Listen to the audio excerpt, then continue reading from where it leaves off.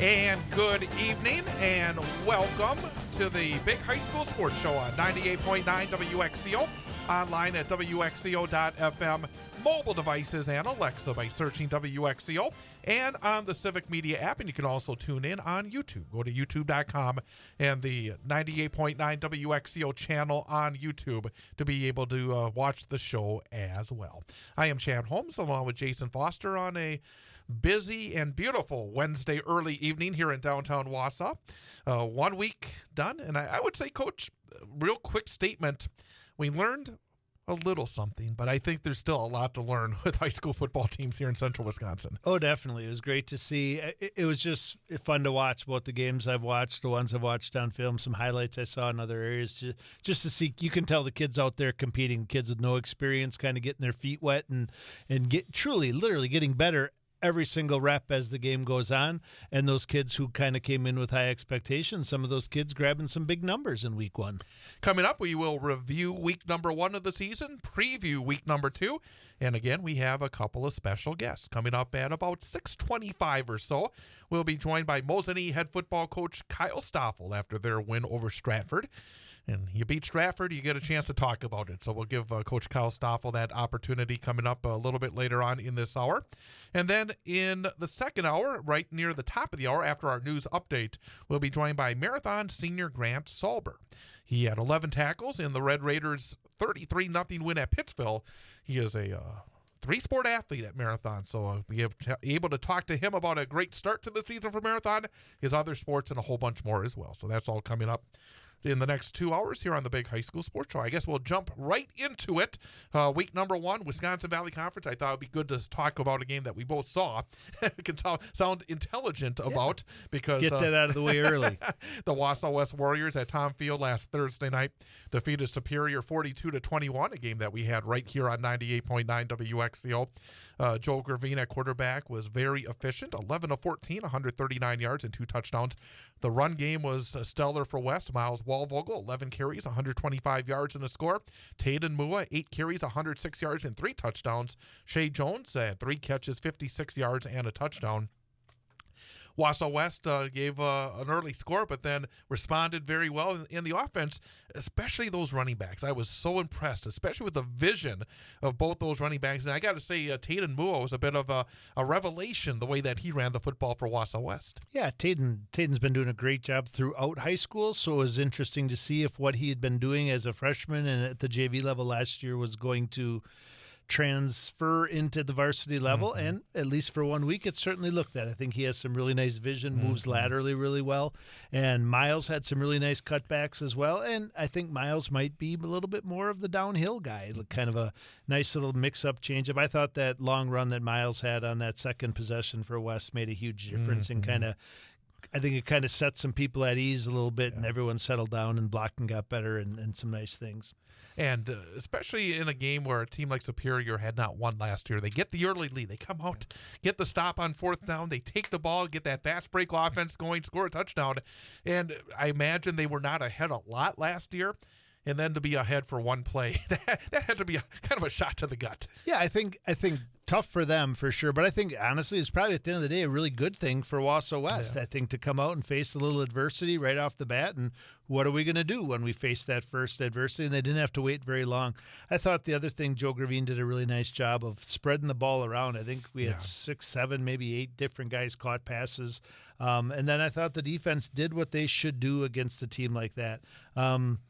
Tough up front. I thought we kept the edge really well. I thought there was some really nice downhill tackling and certainly some things put on film that they can work on and improve for week 2.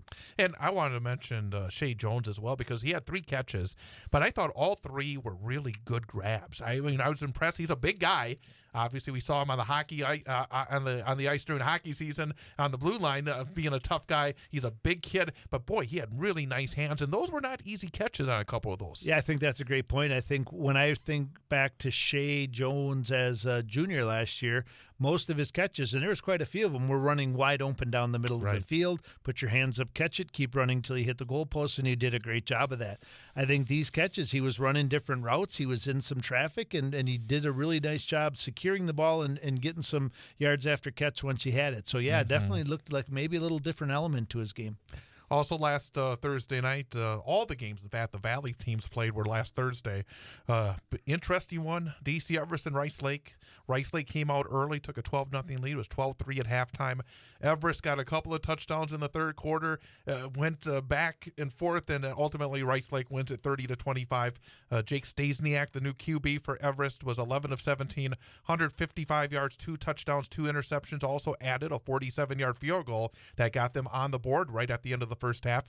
Corbin Enzenroth was the big ball carrier, 16 carries, 97 yards, and a touchdown. Our guest from last week, Xavier Edwards, had 4 catches, 86 yards, and a touchdown. Aiden Schmidt's 13 and a half tackles.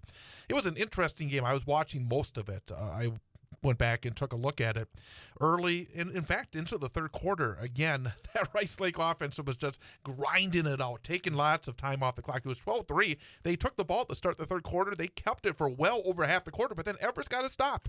Then they scored. Everest got another stop. They scored. They also got the ball back on the kickoff, and then they didn't score. And I thought that may have been a bit of a turning point as well. But it was a tough start, but then as that game developed on the road against such a good program, obviously you don't want to lose the game, but at the same time, I think D.C. Everest, again, shows they're going to be very competitive against some good football teams. Yeah, absolutely. I still think it's hard for people around here who don't know a lot about Rice Lake to understand how truly good they are. Definitely a small school, but a perennial powerhouse championship program for certain. And I think you did a really good job talking about their offense. They possess the football. They control the football. When you do that, you control the clock. And then you play really, really good defense. And that's what they do. And what happens against really good teams like DC Everest is you have a shot to win the football game at the end of the game, and that's exactly what they did. I think it was 25 or 17 seconds left when Rice Lake scored for the last time to go ahead.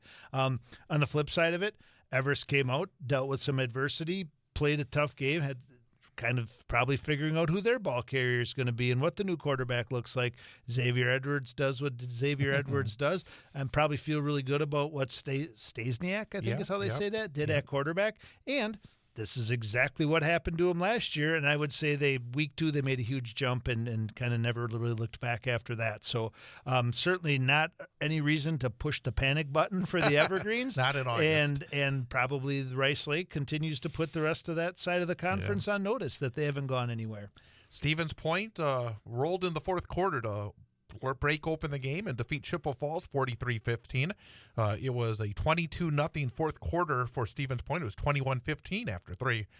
Trent Breitbach was 8 of 16. Not, nothing spectacular, but then 180 yards. When you average more than 20 yards per completion, that's always good numbers for a quarterback. He had 2 touchdowns. Also added 15 carries, 110 yards, and 3 scores on the ground. Isaac Yang had 6 catches, 159 yards, and 3 touchdowns. Stevens Point, again, there's some question marks because Stevens Point lost some productive players from a year ago, but Chippewa Falls is always a solid football team from the Big Rivers, and that's a good win for Smash, isn't it? Yeah, I would definitely. And if obviously they played last year, same situation, and came away with a loss. Yes, so I think this is a nice turnaround for them.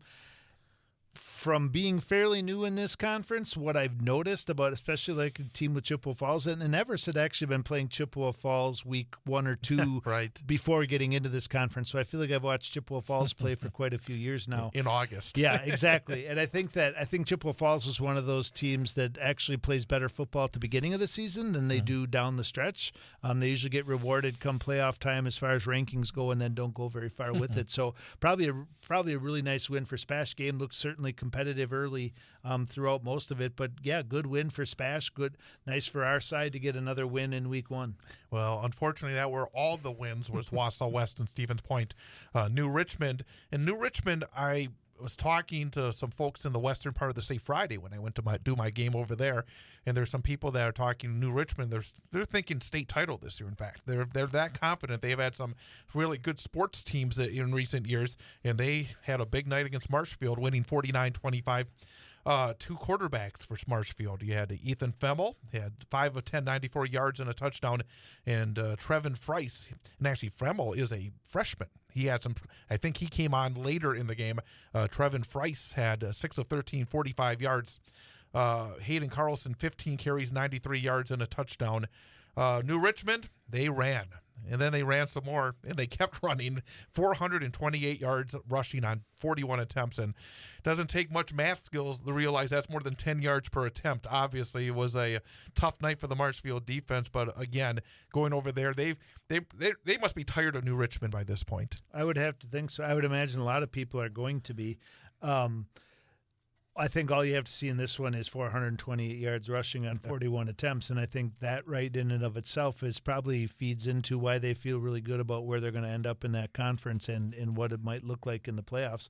I think a big question mark here is who is Marshfield? We talked about it last week. I think that there is some thought that they're ready to take another step forward. They've kind of been baby stepping. They haven't been as good the last few years as they had been prior to that.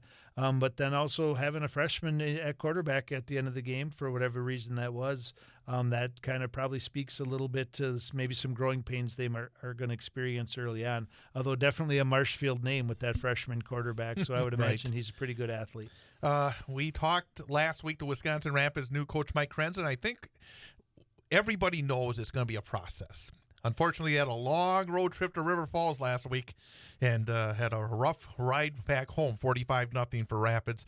But again, when you bring in a new coach, you bring in a new staff, you bring in a new system, there's going to be growing pains, isn't there? Oh, there is, and there's going to be big growing pains, and there really is there's really not, with these crossover games and how it works, there's really no easy games. I mean, in a situation like this, obviously a lot of these games are scheduled a couple years out, but prior to being in these mandatory crossovers in this conference, having a new coach and a new program, you probably would have looked out and maybe try to find somebody a better matchup for week one. That's just not the case. River Falls is a really good team with a really good program, and Coach Krenz is going to learn a lot, and those players are going to learn a lot. I remember my senior in high school, new coach Mike Dressler, and he came in and we were all feeling really, really good about ourselves, and we were going to go beat the world, and we played an exceptional DC Everest team week one. So we went pretty quickly from thinking things were turning around and we were feeling great to losing 39-0 to the Evergreens.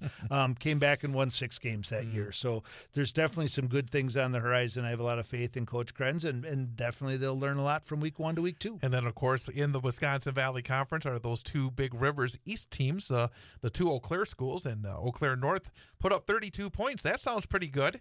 You give up 54 to Menominee and lose 54-32. And then Hudson and Eau Claire Memorial. And I was saying that I actually watched this game earlier today in total because I'm going to be seeing Hudson tomorrow night here on WXCO. And they had to rally past Eau Claire Memorial 37-21. That was a game Memorial led 15-9 at halftime. It was 23-21 Hudson after 3. Peyton Pingle, good-looking senior running back for Hudson, 24 carries, 164 yards, 2 touchdowns. Cooper Adair, the quarterback, was 10 of 17, 140 yards, touchdown, but had 3 interceptions, but was very good on the ground, 103 yards and 2 touchdowns. But I think that Memorial is a much better football team this year, and I think Eau Claire North, we talked about them. I think there's some thoughts that they're going to be a better football team as well, but Menominee obviously must be a pretty good football team to put up 54. Yeah, I mean, talk about traditional powerhouses. Menominee certainly fits that bill. Hasn't been there for a couple years to where they've been.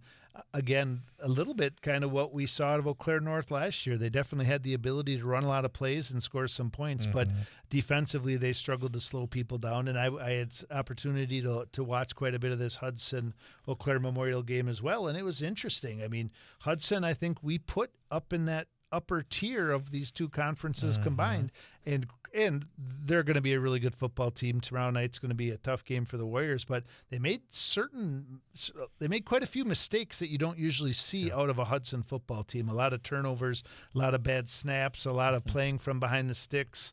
and penalties. So kind of an interesting first week for them. They'll probably get a lot better in week 2. I would assume. 5 turnovers by the midway point of the third quarter, and they probably felt pretty fortunate to win the football game. You don't do that very often. You turn it over 5 times at that point of the football game, for sure. Great Northern Conference. Friday night, the game that we had here on 98.9 WXCO saw Wausau East defeat Westby 30-6. Xander Klein, the quarterback, had 243 yards passing and 2 touchdowns, basically all of it in the first half. Henry Moss had 3 catches for 134 yards and 2 touchdowns, 2 long touchdowns, 66 yards and 61 yards. Caden Meverden had 5 catches for 95 yards. Ian Stahl, 101 rushing yards and a touchdown. Basically, all the rushing yards came in the second half for Wausau East. Defensively, they were stout. A hook and ladder was the only touchdown for Westby. And my thoughts were it was a solid effort for Wausau East. I think, as you coaches say, there are some things to work on. But, again, I think, and as I said to you as well, this Wausau East team, over the last couple of years, not only have they moved themselves into the Great Northern, been able to make the playoffs, I thought they look more like football players. And you guys talk all the time, you coaches, about winning in the offseason, winning in the weight room. And I do think that this Wausau East squad, over the last couple of years, has started to get better in that part of the game as well. Yeah, I think probably for the first time in a long time, when I say the first time, I mean over the last 2 or 3 years, they're starting to be a program again. I think you're exactly right in that. I think Coach Kramer has finally given that group some stability. They know what to expect. They know that if they want to accomplish their goals, they do have to get in the weight room. And it looks like they have a little bit of a blueprint. If early on this year, I mean, I would imagine they had some question marks going down to Westby because they replaced a lot of talent from that team they had last year. But last year, that offense, too, was based on big plays, and it seems like they have kind of continued that to start off this year, week 1, and have some guys who've stepped in and done some good work, and are going to move in the right direction. Also, Mosinee earned their big non-conference win to start off the season, defeating Stratford 26-19. A big night all over the place for Treve Stoffel, and I think that's one thing we're going to be talking about a lot this year. The Mosinee QB was 13 of 18, 150 yards, 2 touchdowns, added 52 yards and a touchdown on the ground, 10 tackles defensively, 2 interceptions. May have sold a couple of pops and bags of popcorn as well when he had a few moments. Mitchell Micklig, 3 catches, 67 yards and 2 touchdowns. They had a special teams score as well.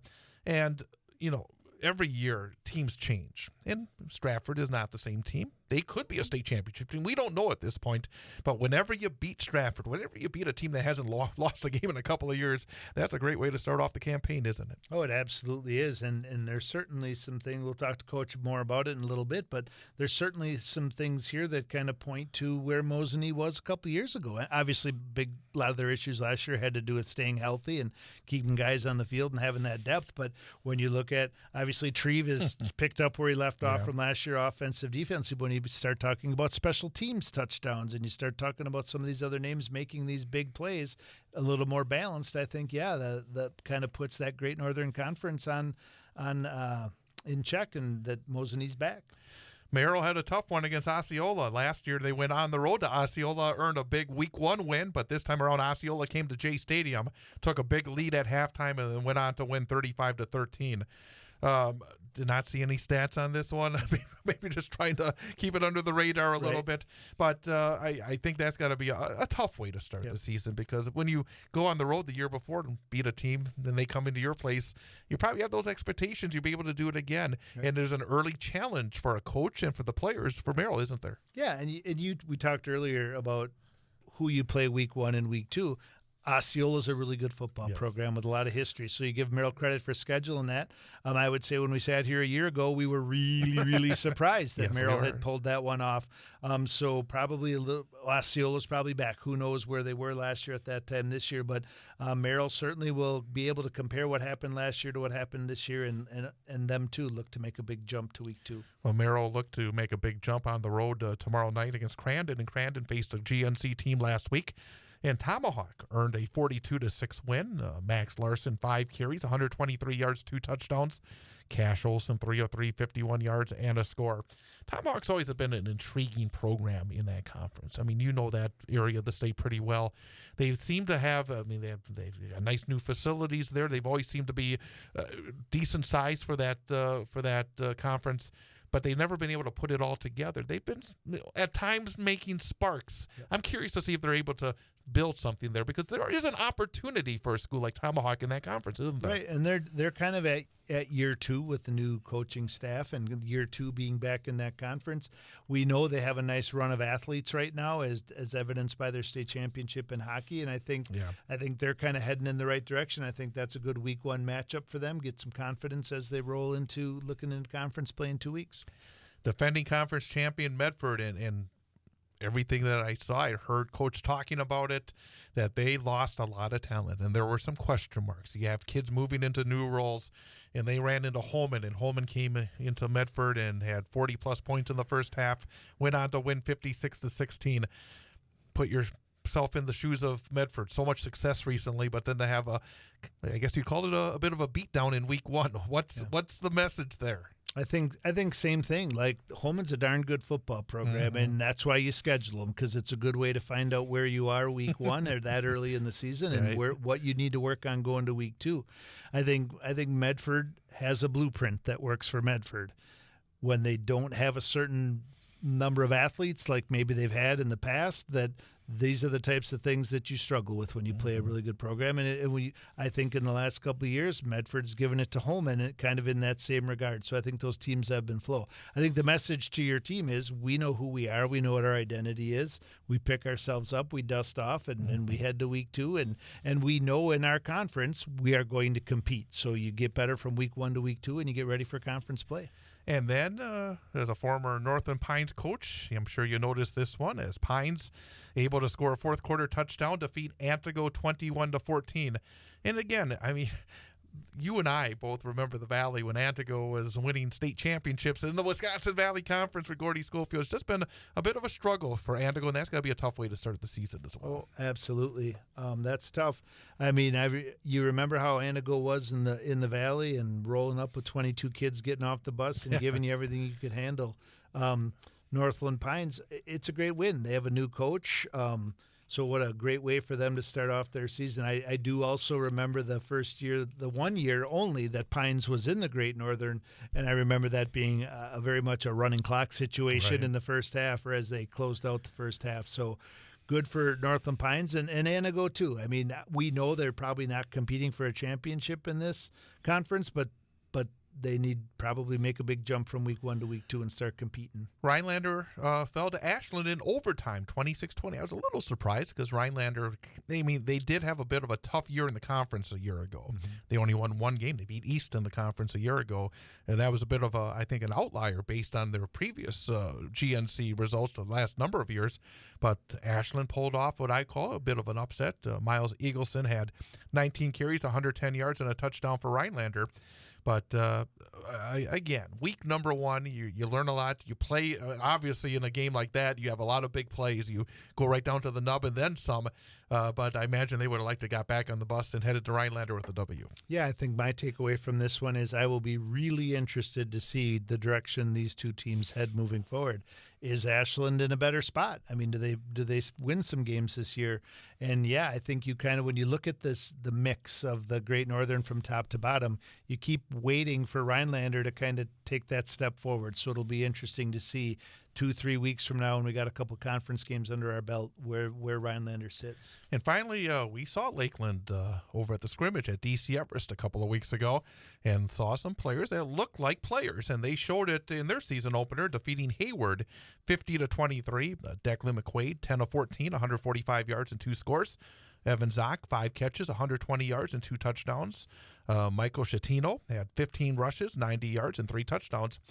And it's not a shocker, because you saw some players on that field, didn't you? Yeah, that was the very first thing. You talked about earlier about Wausau East looking like they have some football players. I've seen Lakeland quite a bit early in the season over the last at scrimmages and various things, and they've been in rough shape, numbers wise, size wise. That was the first thing I noticed at DC Everest a couple weeks ago was that Lakeland's got some guys, especially up front. They look like some guys who'd spend time in the weight room, truly have that size, and in that conference, I think that makes a huge difference. I think the other thing that really sticks out is I know we've talked a lot over the last couple of years about how Lakeland has really struggled to score points, Right. especially when they get to conference. Hayward, who knows? Hayward's probably not going to be a great football team this year, but got to feel good for Lakeland to have 50 in week one. Absolutely. So that's the Valley and the GNC. We'll talk about more of the conferences, CWC Large, Merowith CWC, and the A player a little bit later in the program. But coming up next, we'll have our first guest for tonight. Later in the show, our student-athlete guest will be Marathon senior Grant Salber. But coming up next, the head football coach at Mosinee, Kyle Stoffel. He'll be in studio in 1 minute. This is the Big High School Sports Show on 98.9 WXCO. On Thursday night, the Wausau West Warrior High School football team looks to make it 2 wins in a row to start off the season. The Warriors make the long trek to Hudson to take on the Raiders. Hear all the exciting action live on 98.9 WXCO, online at WXCO.FM, mobile devices and Alexa by searching WXCO, and on the Civic Media app, starting with the pregame show at 6:35 and the opening kickoff at 7 p.m. Wausau West Warrior football on 98.9 WXCO is brought to you by Sun Printing, the Wausau West Athletic Department, Wisconsin Valley Flag Football, the Wausau West Gridiron Club, Featherstone Cabinetry, and K5 Construction. It's Wausau West at Hudson in high school football. Thursday, starting with the pregame show at 6:35 on your home for Wausau West Sports. 98.9 WXCO, online at WXCO.FM, mobile devices and Alexa by searching WXCO, and on the Civic Media app.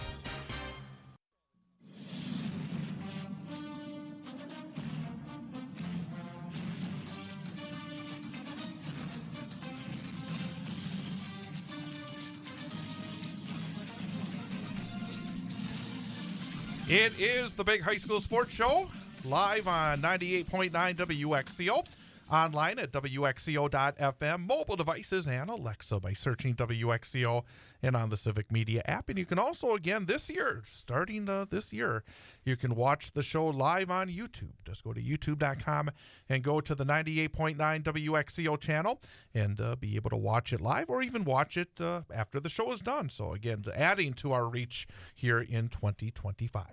With Jason Foster, I'm Chad Holmes, and very happy to welcome into studio once again the head football coach at Mosinee, Kyle Stoffel. Coach, again, really appreciate it when you make the trek here to our studios to be with us. I'm really glad to see you. No, glad I could make it. Thanks for having me here. Absolutely. I guess we'll jump right in. Actually, let's wait for the game itself. I want to always, early in the season, we've gone through practice, you've gone through scrimmage, and now you've gone through one game of the season. Has the first month or so, and of course you have off-season programs as well, but how has the first part of the season gone? Have you got what you expected from this group coming in to the start of practice and training camp and the scrimmage? Yeah, I think we had great turnout this summer, so we kind of knew what we had coming in based on who played last year, JV varsity, who was coming back. So far, there hasn't been any major surprises either way, good or bad for us. I think everybody's come into camp pretty much where we need them to be, ready to go.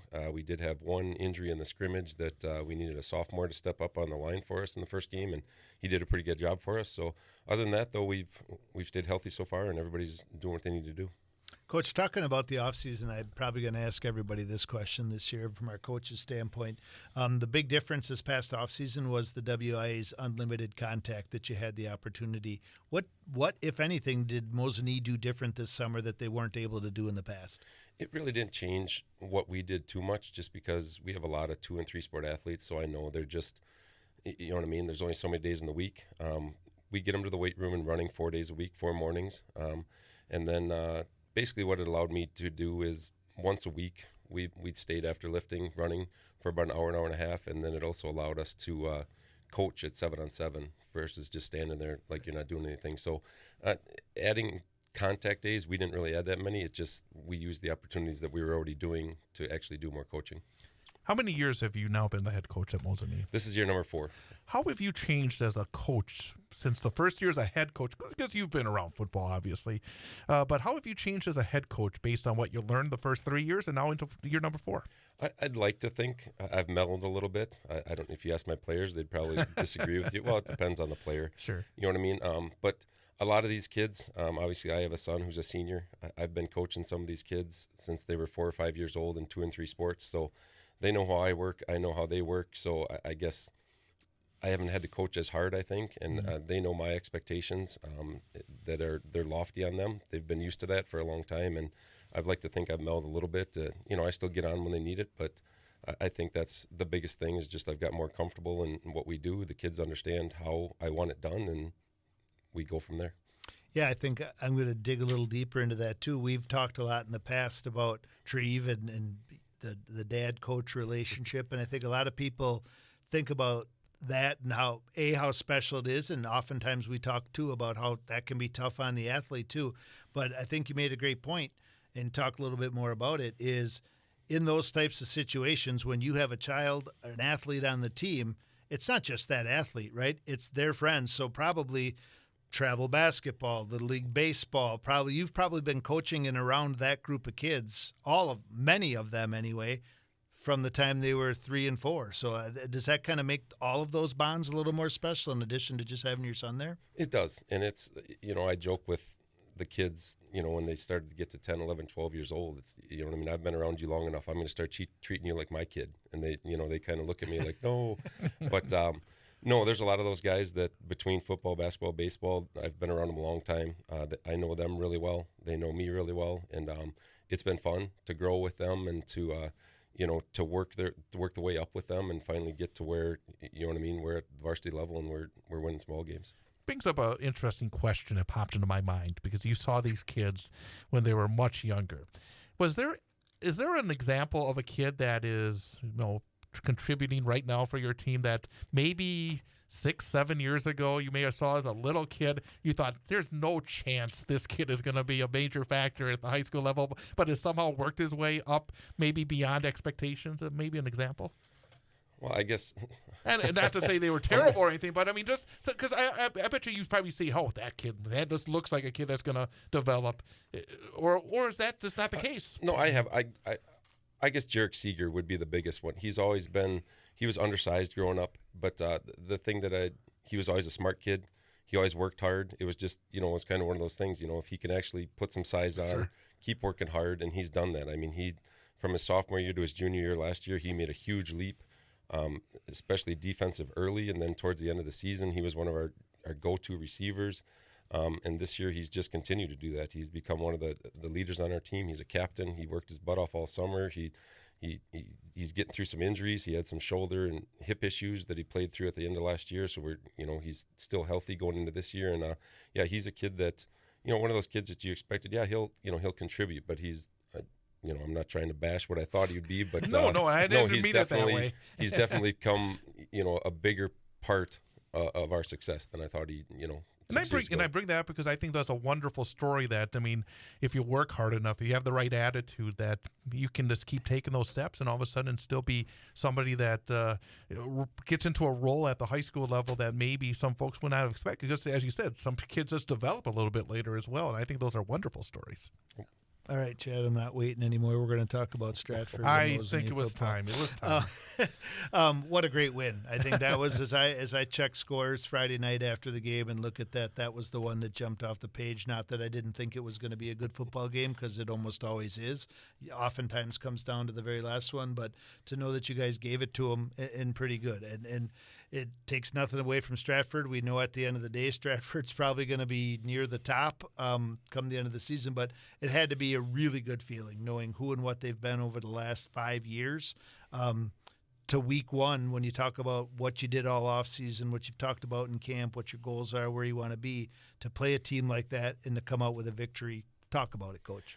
That's a huge win for us. And I mean, like you said, Stratford's a phenomenal program, and I expect them to win a lot of football games this year.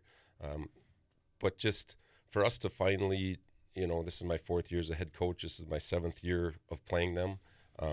We've tied them one time, but it's just we've never been able to match their intensity up front, their physicality. They just, they just kind of come out and they bully us in the past. And this year, I think we finally got enough guys that believed that we can hang with these guys, that, you know what I mean, we can push them around a little bit once in a while too.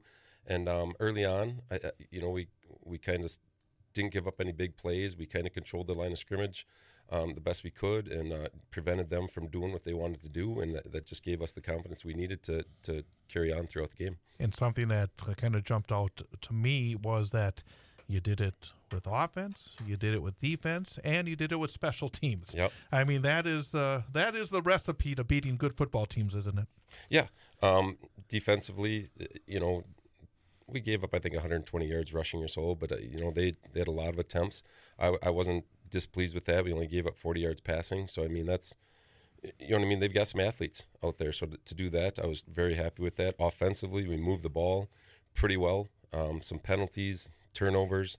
I think it could have been a little more comfortable win than what it was, but we turned the ball over a couple times, and that's part of football. That's part of week one type of stuff. But hopefully we start taking care of the ball a little better and finishing drives a little better, and kind of coasted some wins, so I don't have to stress out quite as much at the end of games.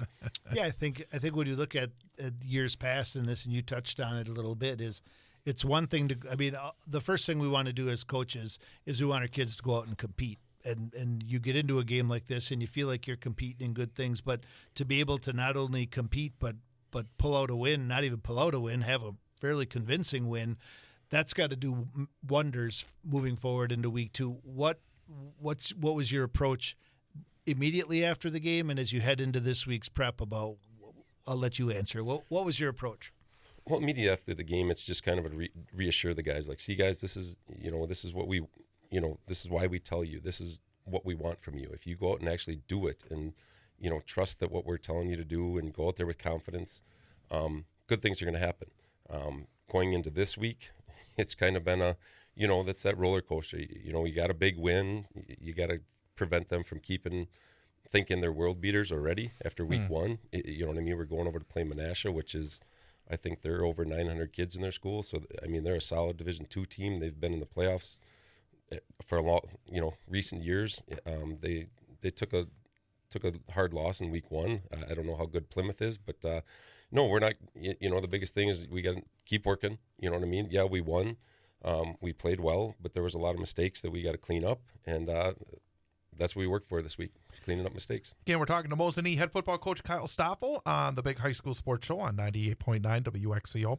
Let's talk a little bit about this team, and I'm going to start off with up front, because you brought up the point that this time around against Stratford, that a big factor was up front. How do you look at both your offense and defensive line? Who are some of the kids up front that are important in order to take the steps, number one in the conference? And I'm sure as well, up front is such a big factor when you do get to October. So we do have two guys that were starters to start last year, Gavin Cliver and Brady Black. Both of them went through injuries last year. We lost Gavin, I think, week 5. Brady missed probably 3 or 4 games.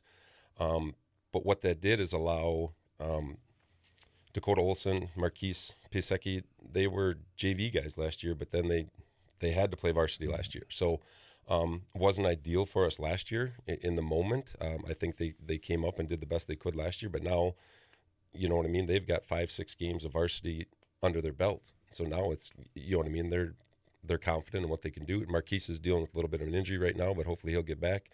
A couple other starters, Michael Matilla stepped up. He's a junior, big kid. He's getting better every day, but he held his own. And then we had a sophomore, Levi Burklaw, who stepped in and started in Marquise's place.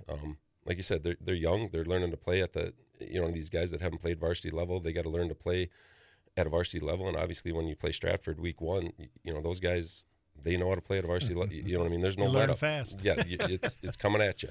So it was a good experience for those guys to be able to go out there and get that experience and still win the ball game, even though we were dealing with some jitters and some early mistakes. Similar question, but I love hearing about defense. So obviously we see Treve's name on both sides of the ball. That do you return a lot of guys on defense, and do you have a lot of guys who need to play both ways like Treve? We do have a lot of guys that need to play both ways right now. 3 of our 4 defensive backs are starters on offense. Linebackers, we only have one. We're kind of using some guys one way. You know what I mean? We're doing the best we can to get guys off the field up front. A lot of those guys are two-way players too. And I don't mean this the wrong way, but right now our 2 interior defensive line, we don't really have that 1 or 2 guys that just have to be on the field all the time. You know what I mean? It's like, so we've got probably 5 or 6 guys when they're fresh, they can do the job. So it's every 2 or 3 plays, let's go, rotate. We got to stay fresh because the one drive that we did give up against Stratford, I think we left them out there a little too long. We got tired, and where we were normally holding our own, not getting pushed, all of a sudden we were going backwards, and you know what I mean? It was just that time of the game where everybody's getting a little tired and we got some push. So the big thing there is we just got to get a rotation going. Mitchell Micklig, we moved from middle linebacker last year. We moved him up to a defensive end. He's a strong kid. He can hold an end for us. Brady Black is playing our other end. And then we've got a sophomore who had a phenomenal game for us. We kind of use him to give those 2 guys breaks since they're playing offense.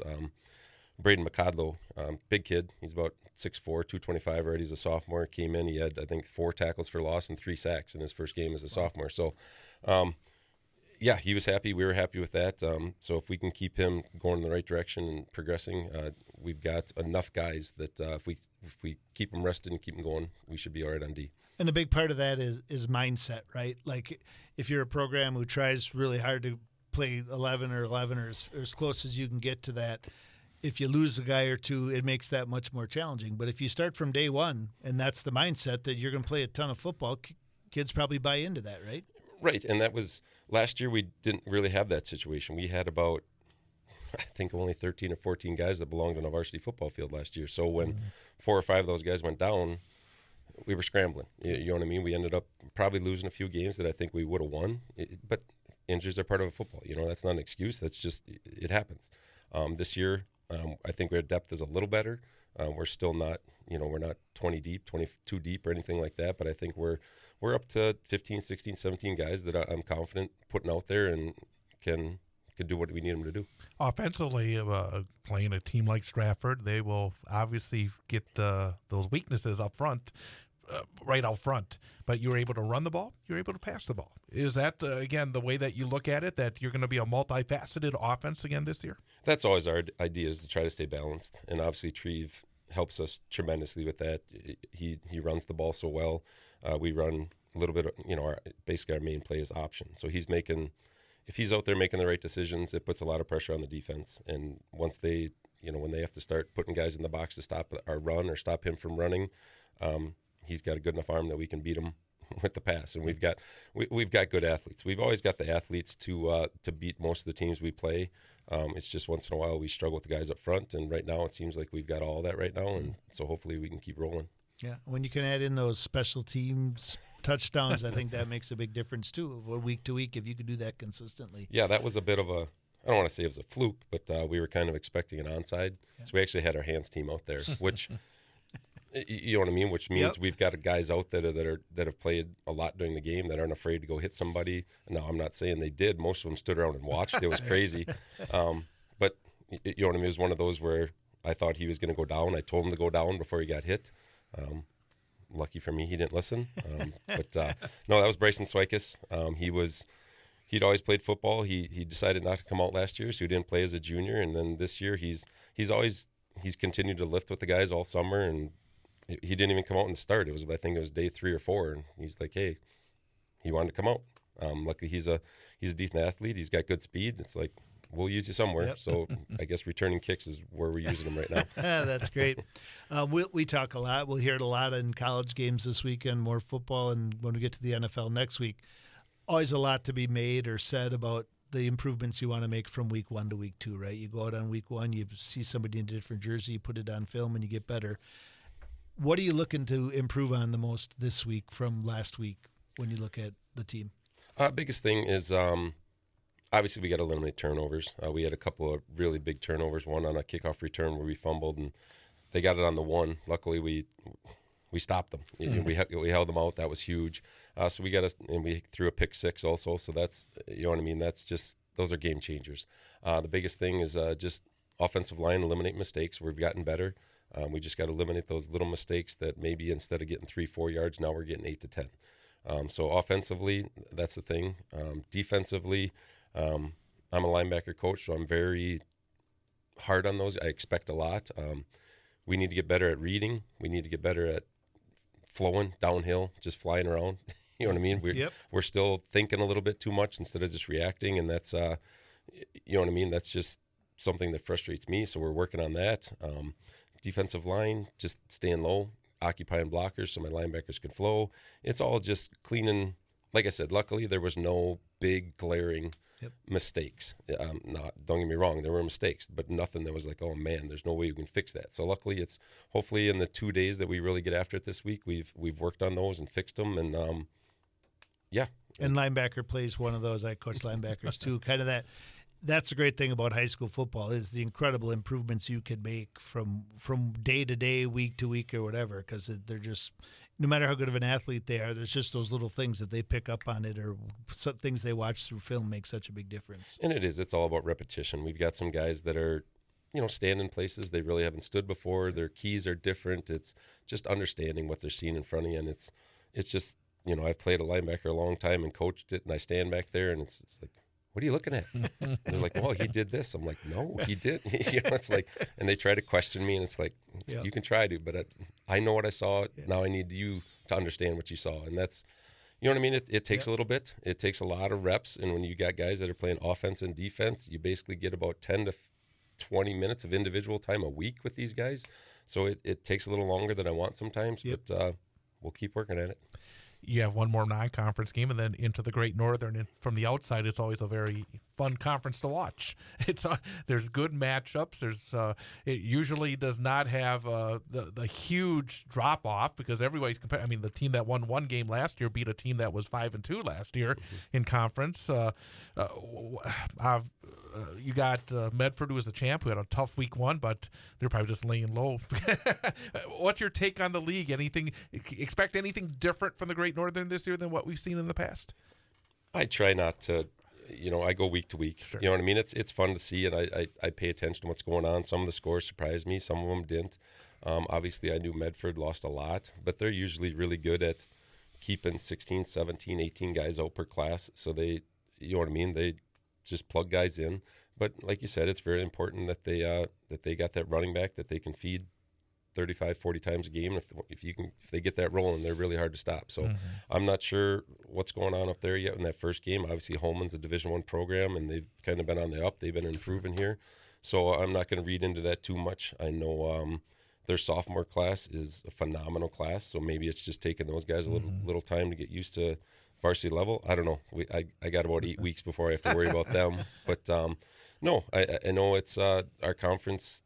It's very, based on classes. It's a cyclical thing. Some groups they have a good 2 or 3 years, and then they drop off a little bit. But right now, I'm just hoping to avoid us being on the down. I just want to keep us up. Yeah, I know this, for whatever reason, this really sticks out in my head from when we talked to Treve last year on the show. Very similar question, but Chad, I think, followed it up by asking, who is your favorite team to play, or who do you consider your biggest? And I think everyone assumes Medford, right? All the sports. I mean, Mosinee and Medford are often at the very top. And he talked about Wausau East. And so this is year 2. I know it was a tough loss against them last year. A lot of different reasons. A lot of things went into that. And obviously not looking too far ahead. But as a head coach, right, we do all the things in the offseason, but there are certain things that stick in our head in games we look forward to more than others. Is East one of those games? Are there some other ones you're really looking forward to on the schedule? Yeah, obviously Medford's become the biggust rival because the sports that my kids have played most, football, basketball, baseball, it's usually come down to those two for the conference championship. Rhinelander gets mixed in there right now once in a while. But so Medford's probably on the top. I know the kids, the rivalry with Rhinelanders just they don't like Rhinelander. You know what I mean? Rhinelander doesn't like us, so I don't think that's anything that's going to surprise anybody.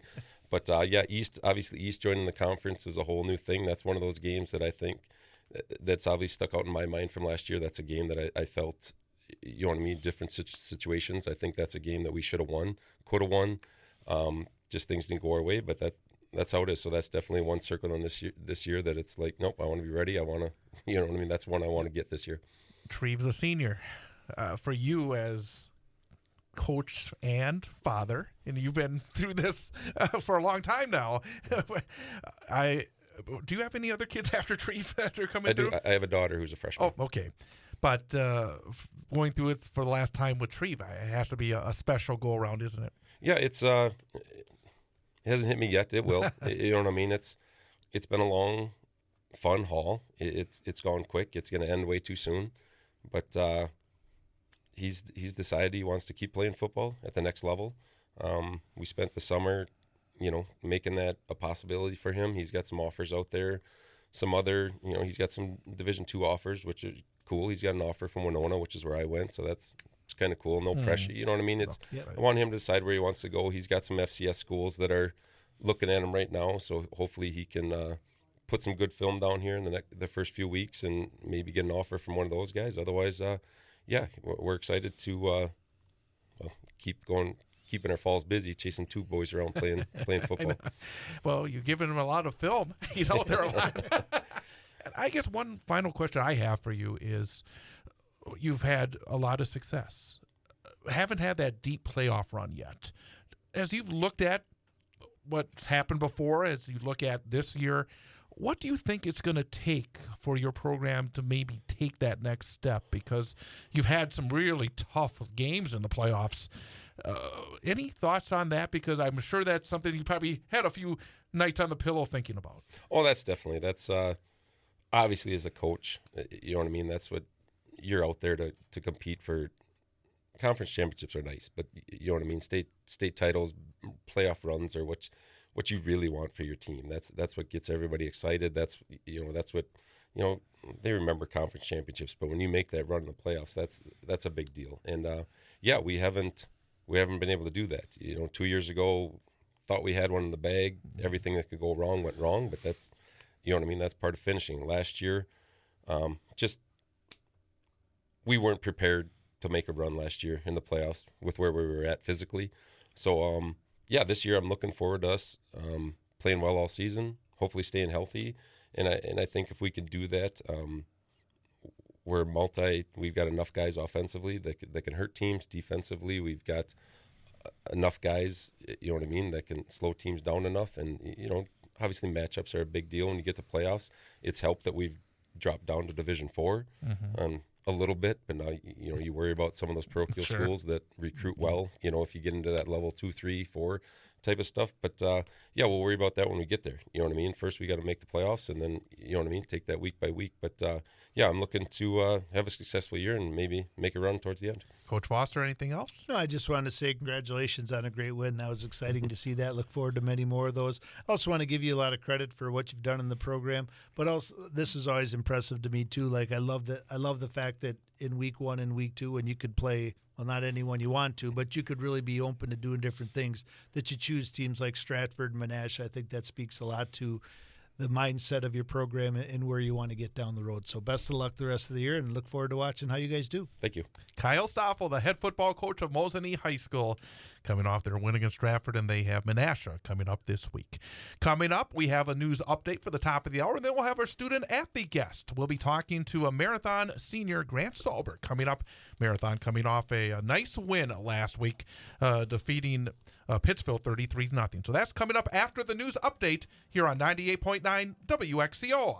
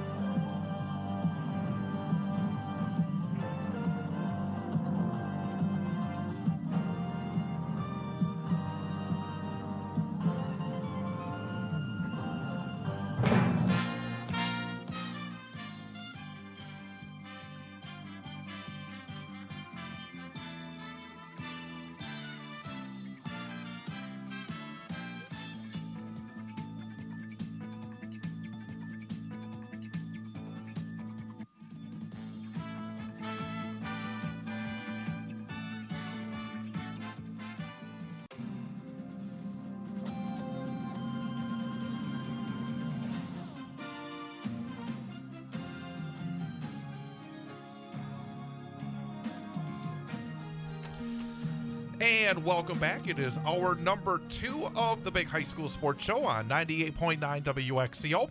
Online at WXCO.FM, mobile devices, and Alexa by searching WXCO, the Civic Media app, and also video streaming this year on the 98.9 WXCO YouTube channel. Go to youtube.com, search 98.9 WXCO, and you can see our YouTube videos as well.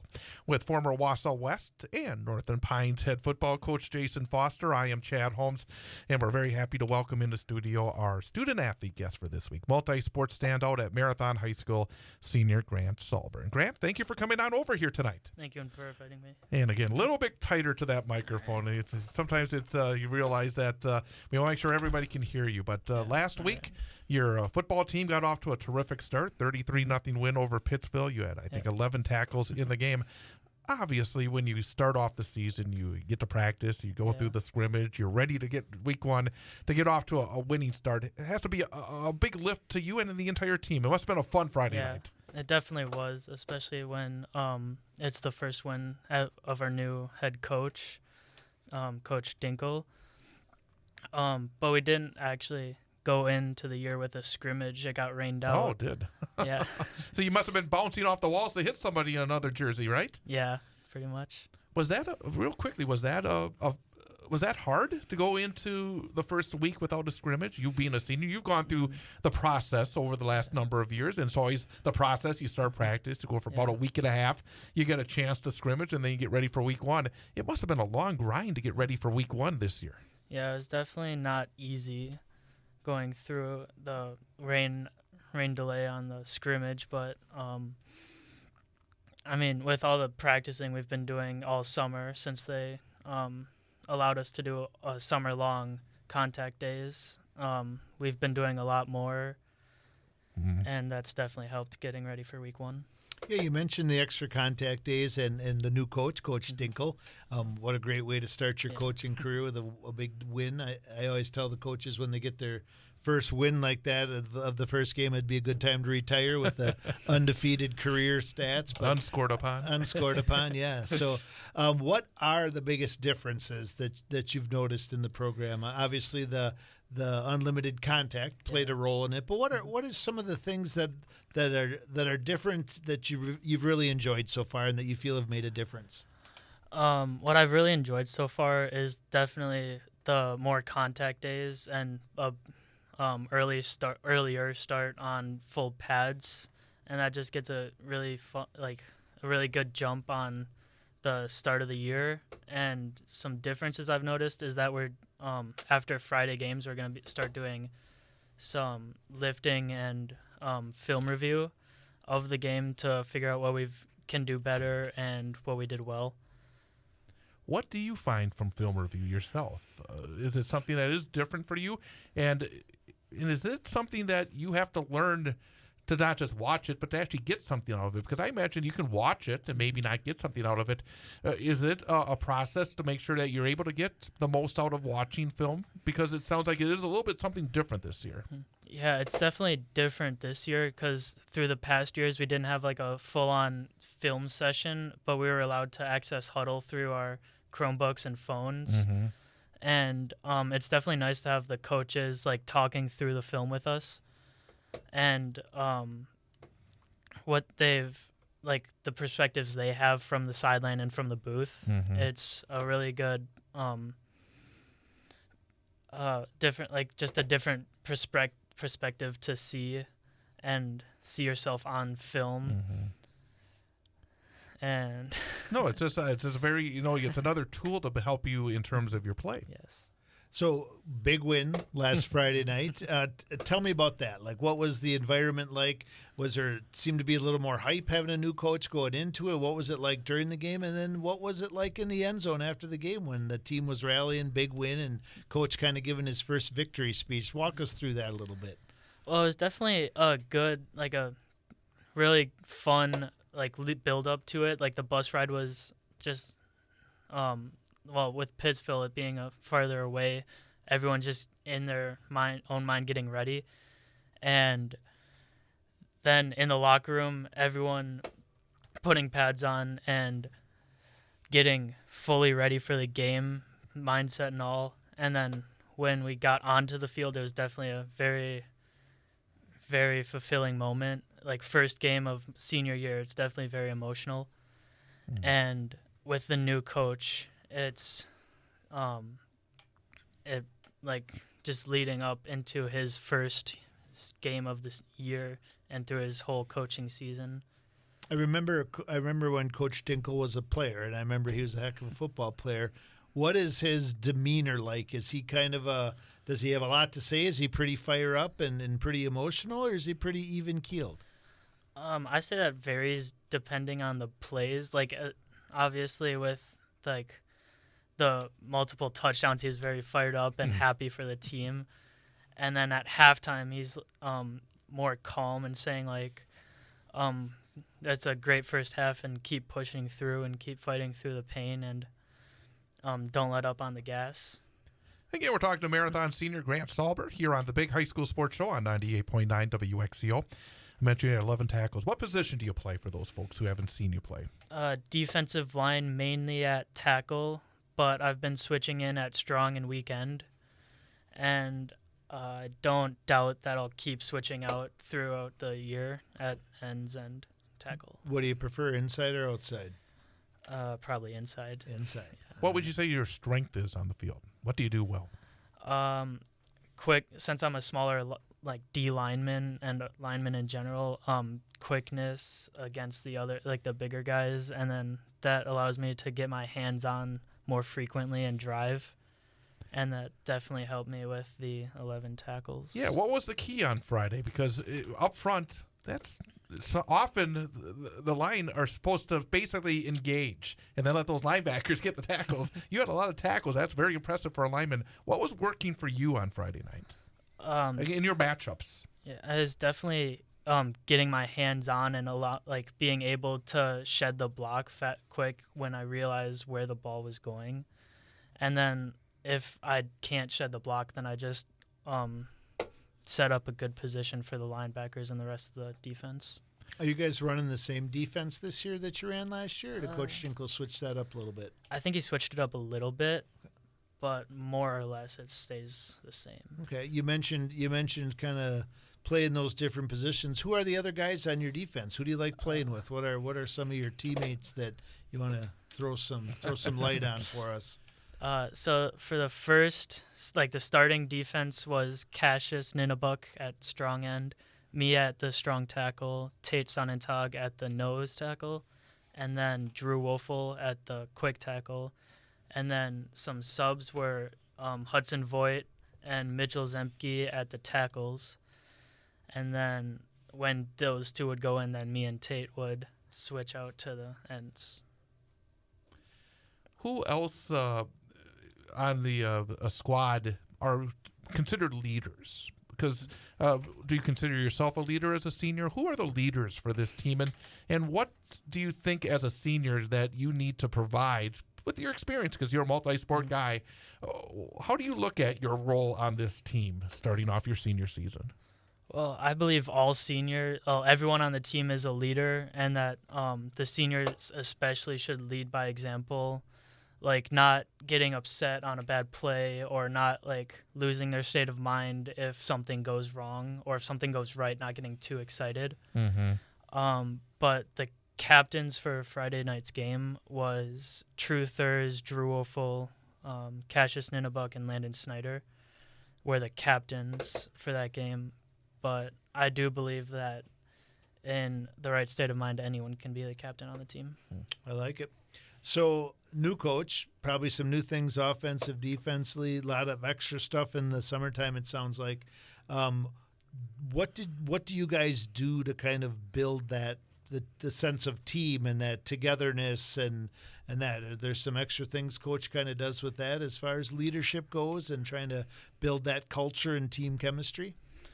As far as leadership goes, everyone like just hangs out together in the locker room and outside of practices, like the team meals on Thursday nights. Everyone should go to them, but we try to get everyone out there as much as possible. And they're hosted at many people's different like houses or different spots around town. And then after the game Friday night, we had a good amount of people going to Buffalo Wild Wings to eat and celebrate after the game. Let's step away from the football field for a moment because I mentioned that you're a three-sport athlete, wrestling and baseball. None of your coaches are listening right now. What's your favorite sport? That's a tough one. I know, that's probably the toughest question you'll get tonight. If you don't have, maybe I can put it a different way. What are the differences? Maybe some of the things that you like about each of the football, wrestling, and baseball. What do you like best about each sport, and what draws you to those sports? Maybe let's start with football. What draws you to football? Football, it's definitely the heavy contact and the state of mind that you have to be in, and just the love of the game, really.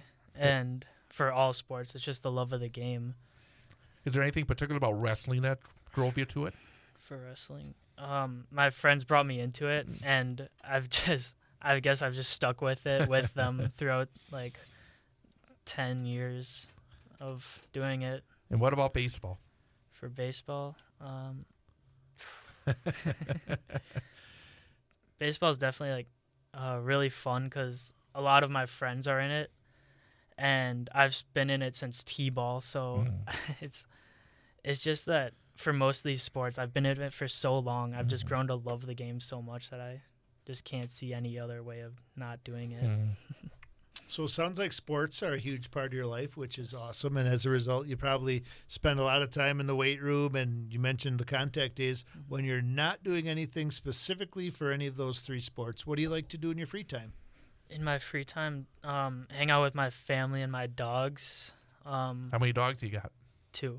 What are the names? Max and Darby. And what kind of dogs are they? They're both beagles. Oh, very nice. What's your favorite class? Other than gym class and shop classes, I would probably say math because it's I pick it up really quickly and it's a good challenge most of the time. And it's just like a good challenge for me, and I really like it. Do you have a plan for after high school? After high school, I applied for NTC for manufacturing design, and it's dealing with like CAD formations and designs like that in the CAD formations. So often when we talk to multi-sport athletes, one of the questions we like to ask is, how do you balance your time? Because you have so much involved in sports, but then you also have school and also being with your friends and being with your family, being with the dogs, and just having fun is part of growing up as well. How do you try to balance everything out? Any little bit of advice for folks that are trying to balance out, especially with 3 sports? I mean, that's a lot on your plate. It's definitely not easy, but most of the time when I'm with my friends, it's in sports. But if I'm not, it's probably just when I'm hanging out at their houses, just playing games and stuff like that. With my family, it's mostly just like after practices or in the mornings. And family with the dogs as well. Sure. We talk a lot on the show about rivalries. One unique thing about football in the state of Wisconsin is your football conference isn't the same as your other conference for your other sports. Some of them are some of the same teams, but they're not exactly the same. So when you talk about football, who's your favorite team to compete against? Favorite, probably it would definitely be Auburndale because it's it's like a fun rivalry between us within the past few years of the close games, and it's just really competitive between us. And it's the same for like others, especially wrestling too. It gets really competitive with them. Do you know, and I know through wrestling you probably do for sure, but do you know quite a few athletes and student athletes at Auburndale? Not a lot. I've definitely heard of a few of them that are like really good, but as much as I hear, I can't remember their names. That's probably a good strategy too. Don't have to worry about it. Well, let's talk about Friday's game, because that is always it's a big game.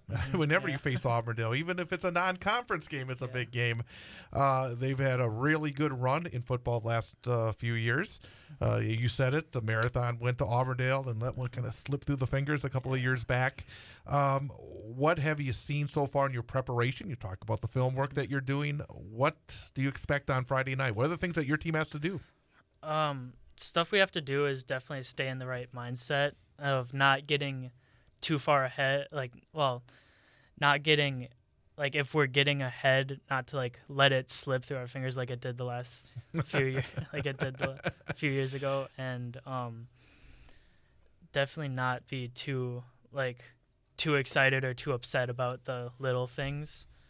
And I believe it's going to be a really great game, and the best team will come out on top. So you guys had a really good win last week. We talked a lot with Coach Stoffel from Mosinee when he was here. They had a really nice win against Stratford, but had some things they needed to work on. He talked about some turnovers and some alignment and responsibilities on defense and execution on offense. You guys had a great win, right? 33-0. One of the things when I was a head coach, I used to tell our coaches and our players is no matter how good or how bad things went in a game, it's never as good or bad as you thought it was. So 33-0 feels great. Coach tells you, great job, great first win. You go to Buffalo Wild Wings and celebrate. When you come back and look at the film from last Friday, were you guys able to identify some things that you still needed to work on and improve going into week 2? Yeah, there's definitely a few things. On offense, there's a few missed assignments, a few missed pulls, and a few wrong. There was one where someone took out a guy from our team. And that must have been fun to see on film. It was. Everyone in the room was. Little laugh, but not too loud for the coach to hear. But yeah, after, when we review film, there's always at least something to work on or review. Coach, anything else before our final question? No, congratulations on a great win. Coach Chad will have another question for you, but really exciting to see you guys have a great start. Really looking forward to the Auburndale game and then getting into conference moving forward. All right, thank you. We always ask our student-athlete guests, and especially those that are seniors and especially multi-sport people, because you've gone through the process. You've gone through everything, and now you're starting as a senior. But if there's somebody in your football program or your wrestling program or your baseball program that's just a freshman, just starting their journey in the high school ranks, based on what you've learned, what piece of advice would you give a freshman who's just starting their athletic journey at Marathon High School that maybe you found out over the years? Definitely do the little things right, because if you do them wrong, habits don't die easily. And listen to the coaches, because they always have something a good perspective to say, and it just makes your whole season easier if you just try not to make your coaches too mad. No, as a coach, that's probably good true, advice. Right? Good advice. Grant Solber, again, congrats on a terrific week 1. Congrats on all the success you've had in your sports at Marathon, and best of luck as you begin and go through your senior year. We appreciate you coming on by. Thanks for inviting me. Absolutely. So we're going to come back and continue our recap of week 1. We're going to preview week 2 on the high school gridiron coming up as well.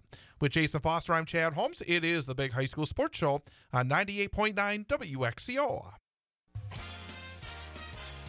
On Friday night, the Newman Catholic High School football team inaugurates Balliet Field after its renovation. The first ever Friday night lights at Newman Catholic as the Cardinals play host to Wild Rose. Hear all the exciting action live on 98.9 WXCO, online at WXCO.FM. Mobile devices and Alexa by searching WXCO, and on the Civic Media app, starting with the pregame show at 6:35 and the opening kickoff at 7 p.m. Newman Catholic High School football on 98.9 WXCO is brought to you by Sun Printing, the Newman Catholic Athletic Booster Club, and Wisconsin Valley Flag Football. It's Newman Catholic hosting Wild Rose Friday night. Pregame show at 6:35, opening kickoff at 7 p.m. on 98.9 WXCO, online at WXCO.FM.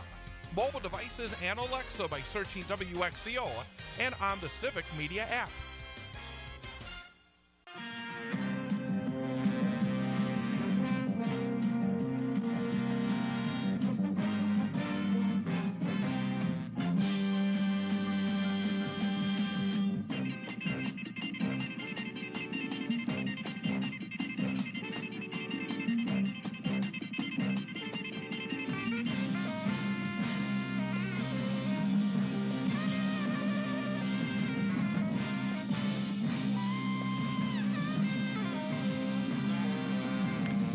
And welcome back. Big High School Sports Show on 98.9 WXCO. With Jason Foster, I'm Chad Holmes. And again, may as well just be a broken record because we say it every week, every year. The best part of the show is when we get a chance to talk to our guests. And we had a terrific coach guest in Kyle Stoffel and a terrific student-athlete guest in Grant Solburn. Again, you always learn something, too. That's one of the things. It's wonderful to hear the perspective of these people that are going through it. Right. And it's great to talk to kids who experience it differently, right? Like some kids are coming in and they've been the star in all the sports for all the time and kind of have that little bit of a swagger to them. And sometimes it's kids who are great athletes and do great things, but are probably a little bit more behind the scenes. So kind of great to talk to both. And I also really like hearing, it's great talking to the coaches about how things are going, but I kind of like hearing from kids about what they think about how coaches are going. So brand new coach at Marathon. Great to hear Coach Dinkel's heading in the right direction. Let's talk about their game last week because we have not got to the CWC Large and Merriwood CWC, and most of the games were crossovers. There were a couple of teams in the CWC Merriwood that were not crossovers, but a number of crossovers between what you call the large schools and the small schools. And one was Marathon and Pittsville. And Marathon defeated Pittsville 33-0. Truthers had a massive night, 15 of 18, 256 yards, 2 touchdowns. Fred Tylinski had 4 catches, 125 yards. Javier Pintor, 9 rushes, 77 yards, and a touchdown. And Pittsville just 102 yards of total offense in the game. But, I mean, again, Truthers is last season, one of the main problems Marathon had was when he was out for about a month. When he's on the field, he does so many things so very well. Yeah, we talk about the show and week to week, and there's just names that we say over and over again, what seems like for years now. Treve Stoffel at Mosinee, Truthers at Marathon, the Butts, all of the names at all of the schools. And they tend to be multi-sport guys, too. They do, multi-sport, and more often than not, just really, really, really good kids, too. So it kind of easily explains why these programs have the successes that they do. Wittenberg-Burnhamwood beat Bondwell 33-13. I have to admit, I was surprised because we talked about the fact that Wittenberg-Burnhamwood lost their quarterback in preseason, hurt the knee, had to move a receiver to quarterback who had not played quarterback, and yet they were able to beat a good football program. Caden Yeager, 9 rushes, 163 yards, 3 touchdowns for Whitburn. But, man, I mean, that's impressive, isn't it? Yeah, Bondwell, the Bears, that's a good football program. I think you had me snookered a little bit on this one, that when you talked last week about that, I was snookered myself. I was going to say, I was really surprised when I saw the score. For sure, I thought it would be closer and a great win for Whitburn. I would have been surprised if it was 33-13, right, Bondwell. The other way, right. So, no, I mean, what a great win for them to start and give them some confidence with their new quarterback and moving through, and 9 rushes for 163 yards. I think that speaks probably well of their offensive line as well. Amherst beat St. Mary Catholic 47-14. I did not find any stats for this one, but I would assume that their multi-talented, faceted quarterback was running the ball and throwing the ball because that's what Amherst does every year. We had Loyal Greenwood beat Abbotsford in Abbotsford. I was surprised by this game. Loyal Greenwood had a struggle last season, but they went to Abbey, won 24-12. Chase Bowler, 10 carries, 97 yards, and a touchdown. Abbotsford ran the ball not as well as they normally do. Not Abbotsford. No, 217 yards, which is not bad normally, but for them, that's about half what they normally get on 35 attempts. Did not pass the ball very much, 38 yards, but I got to say, Loyal Greenwood, I said I did the Loyal game against Marathon last year. They had some pieces, and again, they're in that tough CWC Large, so sometimes you could have a pretty darn good football team, and sometimes, boy, the opposition is very difficult, but I really was surprised by that score. I would agree. That was one that kind of popped off for me, too. I've been very accustomed to coming on Wednesdays and talking about how well Abbotsford has run the ball and how balanced they are in that attack. They usually have 2 or 3 100-yard rushers. So when you look at the rushing attempts and that the yardage was down a little bit, but then at the same time they only attempted 5 passes, that was a rough night offensively. Some other scores: CWC Large, Auburndale beat Spencer Columbus in a very competitive game, 35-27. Wyatt Fremont in what must have been a fun game to watch, edged Berlin, 41-40. And Colby who had some ups and downs, and maybe more downs than ups a year ago, had a good start. Never easy to go to Stanley Boyd, and they did it and won 29-12, and they ran the ball. You talk about running the football. Luke Canula, 28 carries, 228 yards and 2 touchdowns. Chase Heeg, 25 carries, 184 yards and 2 touchdowns for Colby, who had 414 yards on 56 attempts, 450 to 149 edge in yards. A couple of years ago, that was Colby's modus operandi. Running the football, pounding you. Last year, they didn't really do it as well. Looks like maybe Colby is going to be back in the mix in that conference. 56 attempts running the football. That is a tough program to be a receiver in. Merriwood CWC, Edgar beat Ladysmith 44-6. Maverick Butt, 16 rushes, 111 yards, 3 touchdowns, 47 rushes, 320 yards as a team, 347, 129 edge in yards. Edgar getting ready for Stratford, off to a good start. Yeah, crazy when you talk about teams and programs and legacies. The thing that jumps off the paper when I look at this is that they gave up 6 points, and I can't imagine the coach was very happy about that. Iola Scandinavia beat Shiocton. Jensen Rice, a kid that we've talked about over the last couple of years, 89 yards passing, 65 yards rushing, as Iola Scandinavia earns a W, and they're always hanging around there in that conference. You got Edgar, you got Auburndale, and usually right there as well as Iola. Yeah.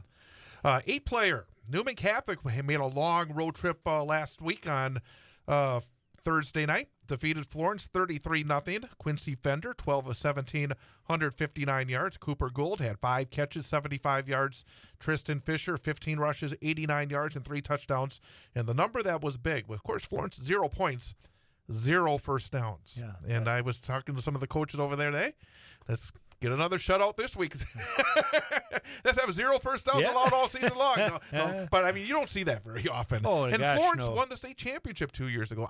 Again, they're not the same team, Yep. but still a long trek and a good win for the Cards. Yeah, I think the thing that sticks out a little bit to me is 1 or 2. It seems like a couple of years since we've talked about them being healthy. They appear to have a nice start to that, and I also really like when I look at, it seems like they have some kids who can do some different things. Like this, Quincy Fender back had a really nice game, and then you look at 5 catches, 75 yards, 15 rushes, 89 yards, and 3 touchdowns. So going to be able to spread the ball around a little bit this year. Other CW8, this is Central Wisconsin 8 conference games blowouts. Sevastopol 66-8 over Wild Rose. Siren beat Port Edwards 46-6. Tri-County 62-0 over Elko White Lake. Alman Bancroft, who I think is the team that Newman is going to be going head-to-head with, and they got a game next week at Alman, which is going to be a massive game in that conference. They started off with a 43-8 win over Abundant Life St. Ambrose. And Rosholt, their first ever 8-player game, they beat Marion Tigerton 34-28. Rosholt this year actually is playing a lot of the CW8 squads, including Marion Tigerton. They're not playing Newman, though. They avoided them, but Rosholt off to a good start. I'm curious. I'm always curious when these new schools come in, how they do. And Rosholt is a program that had struggled in the CWC Merriwood, and now maybe a new life in 8-player football. Yeah, I think we talk about that even in some of the 11-man teams when they go from one conference to another and have the ability to gain some confidence. We mentioned that with Wausau East. So good for Rosholt. Tough decision, I'm sure, for that school and that community to do that, but good for them to make that transition and start off with a good win. Northwoods East, Athens gets off to a very good start. They actually struggled last season winning football games, but they had a big win against Prentice, 54-6. Phillips, who had lost only 1 game last year, but unfortunately for them, they have too many students to be in the playoffs, and that's the same case this year. They defeated Shawamigan Butternut Mercer 52-8. Rib Lake had a coaching change, and actually I found some information out about this because I said, what's going on with Rib Lake?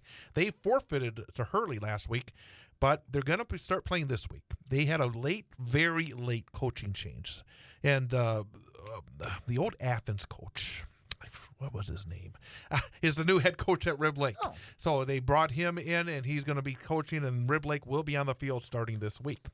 The defending state champs, Owen Withy, lost to Gilman 43-0. And that was, again, Gilman is outstanding. In fact, last season, one of the big controversies, the original 8-player playoff bracket that was announced on TV, they had Gilman in it. And Owen Withy, Gilman was in it, and then they realized there was a mistake, and they were like the last team out. Oh. So they were upset, and they took it out on Memphis, defending state champs, They 43 seemed nothing. upset.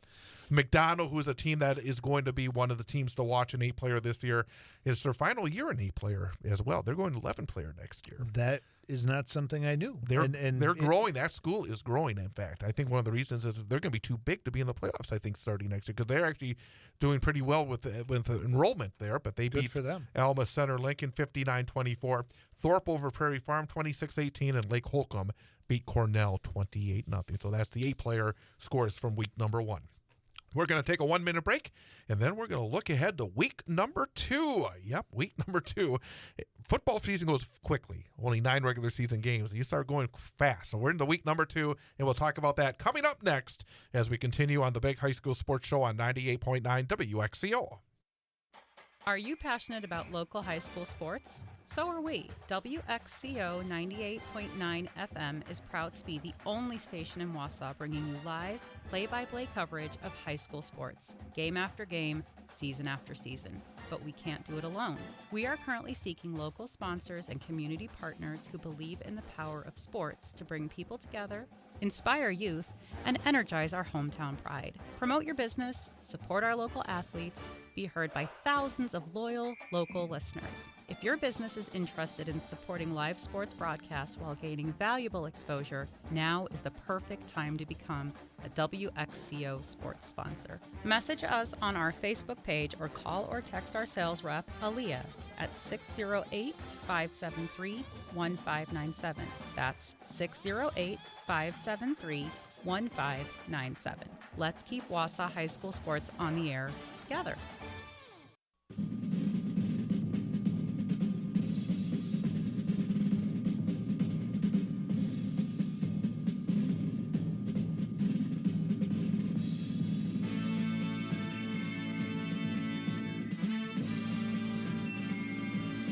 It is the Big High School Sports Show on 98.9 WXCO, online at WXCO.FM, mobile devices and Alexa by searching WXCO, and on the Civic Media app, and on our YouTube channel, WXCO's YouTube channel at youtube.com. With Jason Foster, I'm Chad Holmes, and let's talk week 2.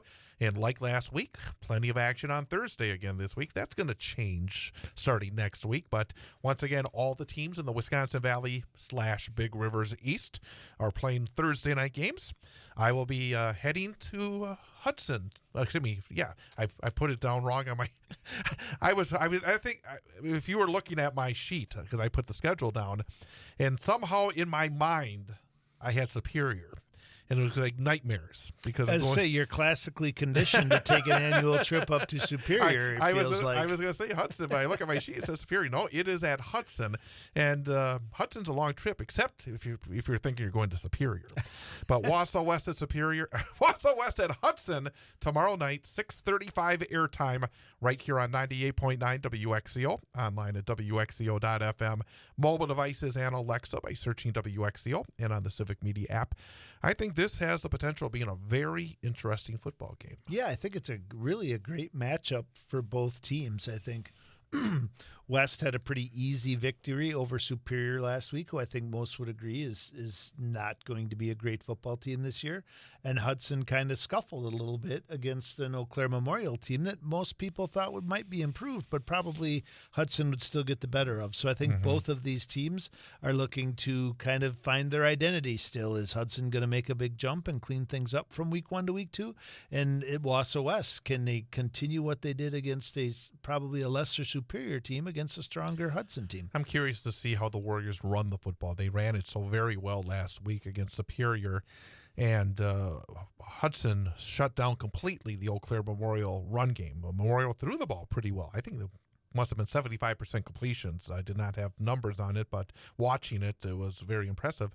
But I think Wausau West will have the capability of throwing the football. If they can run it as well, that could be good news for the Warrior offense. Yeah, I would agree. I think when I watched what Eau Claire Memorial did last week compared to what West did, not apples to apples because of the quality of the defense, but I felt like West's running game was probably better. I think their backs are a little more suited to the defense that Hudson was playing than Eau Claire Memorial was. So I think it'll be a good matchup and definitely a bigger challenge for the Warriors. DC Everest will have their home opener tomorrow night at Steam Stadium, hosting River Falls. Another really good non-conference matchup for DC Everest. Last season, they kind of sparked their year.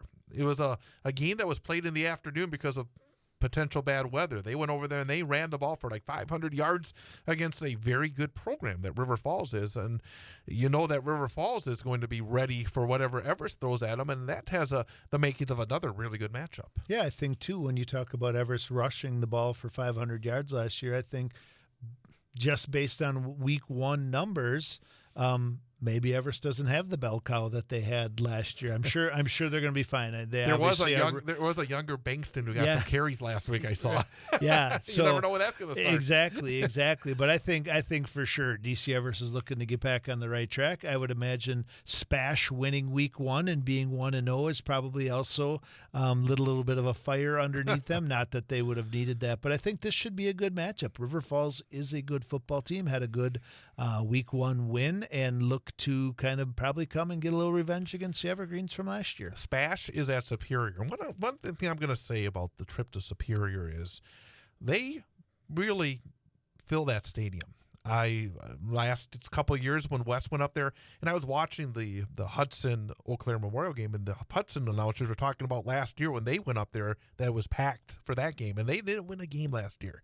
I love that they still come out and support their school, support those student athletes, and again, that's got to help when a team like Stevens Point comes into town. Yeah, and I mean, obviously it has not had a large effect over the last couple of years, but that is certainly Superior's advantage in this conference is home games, both their crowd and the long trips that teams have to take to get there. And it doesn't get any longer than Stevens Point to Hudson, or now you got me doing it, to Superior. So unless something crazy happens, I would say you'd put your money on Spash in that one. Yeah. But it'll be a challenge just because of the trip. And Superior challenges teams with that fast break offense. Yep. I mean, you saw in the first series last week, it took Wausau West a series because that first series, Superior made it look pretty easy. Yeah, and it gets you back on your heels. And that's the idea behind it, right? You make the defense uncomfortable, you force them to do things, you find out what they're not doing well, and you keep attacking it without them having the opportunity to fix it. Spash, that game was competitive for a while last week, so I mean their defense didn't completely shut down Chippewa Falls, so maybe Superior can get a little bit rolling. But it does appear that Spash is kind of back and poised to compete for a conference championship this year. You talked earlier about now with these required crossover games that sometimes it can be pretty tough. And for a team like Wisconsin Rapids coming off a game against New Richmond now, you would think, it can't be any tough. Oh, it wasn't New Richmond last week. It was River Falls. Yeah. It can't be tougher than that, can it? It's going to be tougher than that because Rice Lake comes to Wisconsin Rapids at Southwood County Field tomorrow night. Yeah, the biggest challenge with a team like Rice Lake is how they run the football. And it's not just how they run it, or it's not just that they run so much and have so much success. They run the option. And that is I mean, maybe Rapids has an advantage there since they've seen it so much in practice the years. They know what the mindset is. Exactly, or how to shut it down. And I think Coach Krenz said last week that their defensive coordinator is a guy who remained on staff. So that might be the one area that maybe the familiarity might be what they have going for them. But it's really, really hard when a team like Rice Lake gets going running the ball and you can't stop it. That is a rough feeling, and I've been there. Actually, I've been there against Rapids doing that. So, so they will definitely have another challenge in front of them this week. Another matchup tomorrow night. That's one that got historical aspects to it because how many times did Menominee and Marshfield play for either like in a state semifinal or something like that? I mean, you talk about terrific football programs over the years that made deep runs, had massive matchups, and tomorrow night it'll be Marshfield, their home opener against Menominee. Yeah, I think you make a great point there, and I think that this game is very interesting to me because I think how good was Eau Claire North when Menominee beat them last week tells us a little bit about that. is Menominee truly back, and who is Marshfield? Do they bounce back? So I think this game is going to kind of, like we're going to say a million times over the next couple weeks, but I think this game kind of starts to paint that picture of what these two conferences look like and where these teams kind of fit into that puzzle. And then the Eau Claire schools in the Valley. New Richmond is at Eau Claire North. Eau Claire Memorial at Chippewa Falls. And again, the thought was Eau Claire North had the potential of being better. New Richmond is an exceptionally tough opponent. And I'm curious to see if Memorial shows again some of the, I thought, gumption they did not show a year ago. They did not look like they wanted to play football a year ago. They looked like they wanted to play football against Hudson. And Chippewa Falls, of course, had a bit of a rough start against Stevens Point. Yeah, I think so. I guess personally, if we were talking about the two Eau Claire schools, which one we thought might have taken a step in the right direction, I probably would have leaned to Eau Claire North, and there's a lot of football to be played, so that could certainly be the case. But Eau Claire Memorial had a nice showing last week against what we believe to be a very good Hudson team, and Chippewa Falls maybe didn't look as good as we thought they have at this point in years past. So very much looking forward to see the outcome of that one. Great Northern Conference, 3 games tomorrow and then 5 games coming up on Friday. And Tom Field tomorrow night, Wausau East will have their home opener against La Crosse Logan. Big step up in terms of size of the opponents, and this is going to be an interesting one for East. They went to La Crosse last season and had a bit of a rough go of it. Yeah, they were doing the old Meet the Lumberjacks tonight when I drove by Tom Field, so they were getting their first steps out there and getting ready. But this should be a good matchup, right? I mean, East, I think, went down there, took their lumps. Might have been a weather-related game last year, too, if I recall right. Yes, it was. But I'm sure La Crosse Logan looks to come up here and kind of stay on the right track as they head into their conference. And East is looking for some revenge and kind of getting ready to tell the rest of the Great Northern Conference that they're for real and going to start 2-0 this year. And actually, Logan last week had a shutout. They beat Ellsworth 12-0. So Which traditionally is an outstanding football program as well. So I'm very curious to see if East, again, I had a chance to see them. As I said, I was impressed with the look of this team. And I think that's something that is important, that, you can tell when the kids are in the weight room a little bit more than they have been. So this will be, I think, a bit of a measuring stick for the East football program. Merrill at Crandon. Merrill had a tight one with Crandon last season in Merrill. Crandon had a rough go of it last week against Tomahawk. Merrill had a rough go of it against Osceola. Never an easy trip to go to Crandon. No. But Merrill, I think, would love to get a W before getting into conference. Yeah, I think for sure when you look at the fact that what Tomahawk did to him last week, I think Merrill needs to go up there and take care of some business, or obviously that conference starts to shake out a little bit as well. Sturgeon Bay and Anago. And the Anago Red Robins playing at Schofield Stadium, trying to bounce back from their loss against Northland Pines. And again, this is, I think, good scheduling. Again, they're giving themselves, there was a good game last week. It was 14-14 till late until Pines won it in Anago. I think, again, these programs, with the numbers issues they're having, they need these kind of games to try to build a foundation.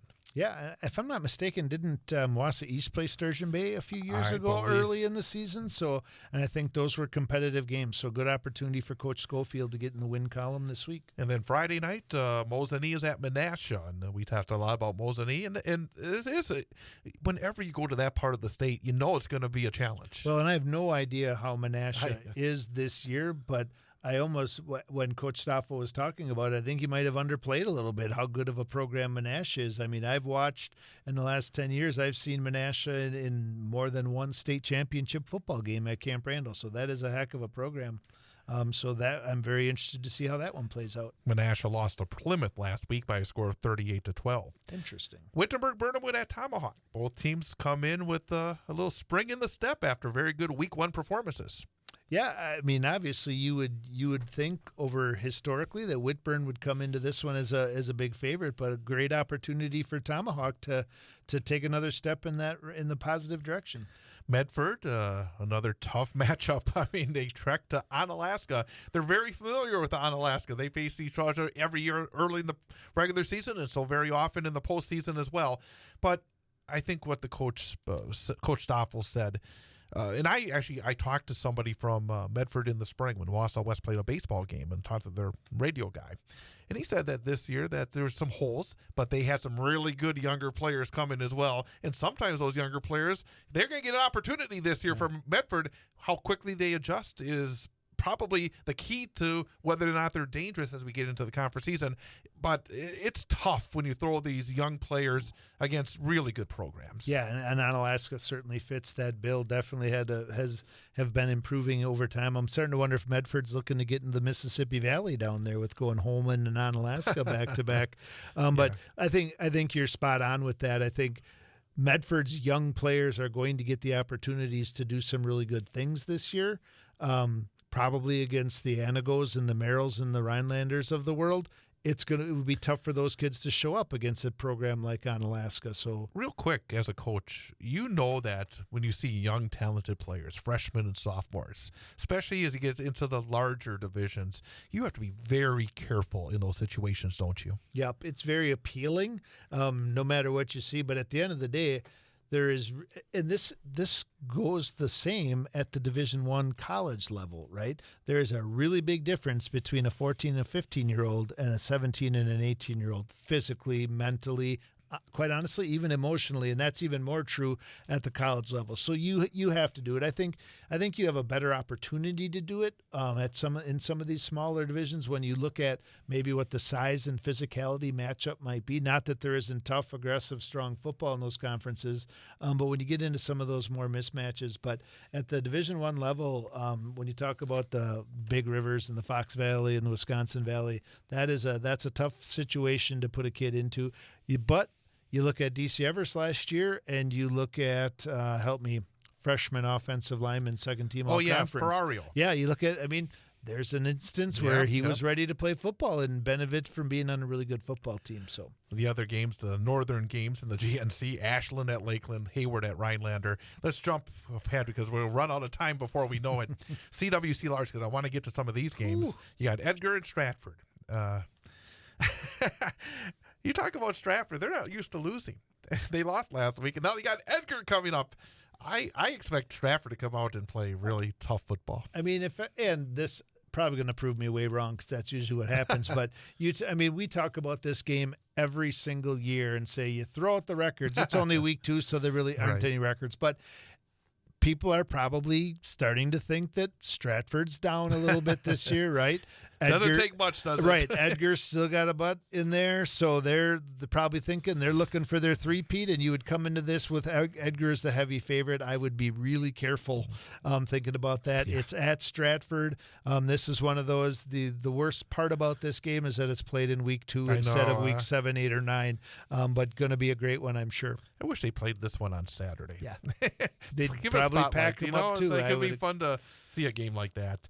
Auburndale at Marathon. And again, Marathon had a really good win. It sounds like there's a lot of positivity with Coach Dinkle. Auburndale has been so good in recent years. And this has become the rivalry in the Merriwood. And now it's a non-conference game in football, but in everything else, I found out it's in wrestling too. I knew it was in boys basketball. I knew it was in baseball. It's just it's everywhere. It's such a great game. And Auburndale had a heck of a basketball team. Yeah, so it's like there's a great chance here for Marathon to try to get off to a 2-0 start before that tough conference gets underway. Yeah, I think Coach Dinkle proved last week that what they did in the offseason is made some positive changes, and this will be a really nice next step from an opponent standpoint to see where they're at.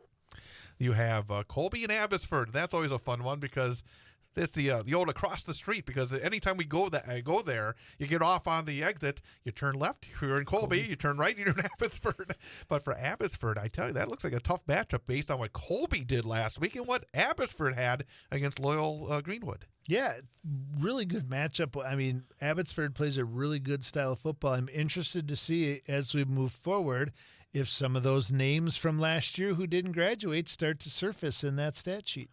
You have Amherst at Winnebago Lutheran, Wyowega Fremont at Iola Scandinavia, Neilsville Granton at Loyal Greenwood, and Pittsville at Spencer Columbus.